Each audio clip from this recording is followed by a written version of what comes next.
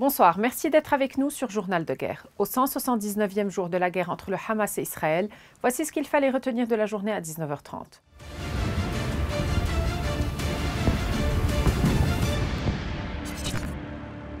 Le front sud relativement calme mardi a connu une recrudescence des hostilités dans l'après-midi lorsqu'un drone israélien a effectué un raid sur la ville frontalière de Yarin, blessant une femme.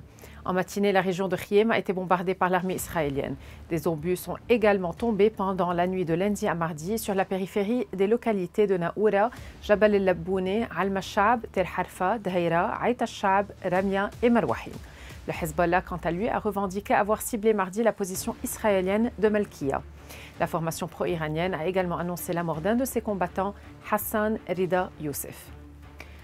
Nous n'avons entendu aucune condamnation de ce crime ayant coûté la vie à plus de 400 martyrs à l'intérieur et autour du complexe médical d'El-Shefa, a déclaré le directeur général du bureau des médias du gouvernement de Gaza, dirigé par le Hamas, après une opération militaire israélienne meurtrière qui a duré 2 semaines.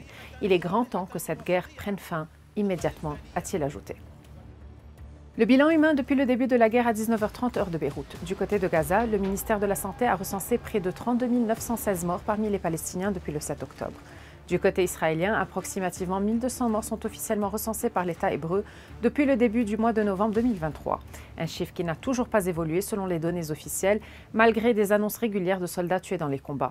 Au moins 257 officiers ont été tués dans la bande de Gaza depuis le 27 octobre, début de l'opération militaire terrestre lancée en représailles à l'attaque du 7 octobre dans le sud d'Israël.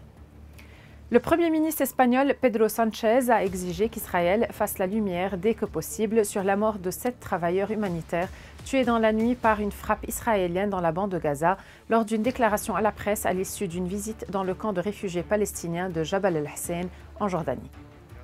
Le Premier ministre israélien Benjamin Netanyahu a admis que son armée a été à l'origine d'une frappe non intentionnelle ayant tué la veille dans le centre de la bande de Gaza 7 collaborateurs de l'ONG humanitaire World Central Kitchen basée aux États-Unis. Le Hezbollah, soutenu par l'Iran, a averti mardi qu'Israël sera puni après la mort de plusieurs responsables des gardiens de la révolution iranienne lors d'une frappe contre une annexe de l'ambassade d'Iran à Damas. Ce crime ne passera pas sans qu'Israël soit puni, a déclaré la formation pro-iranienne dans un communiqué en invoquant une vengeance à venir. Le guide suprême iranien l'ayatollah Ali Khamenei a prévenu mardi qu'Israël allait être puni pour un raid ayant tué la veille à Damas 11 personnes, dont 7 gardiens de la révolution, et détruit le bâtiment abritant le consulat et la résidence de l'ambassadeur iranien.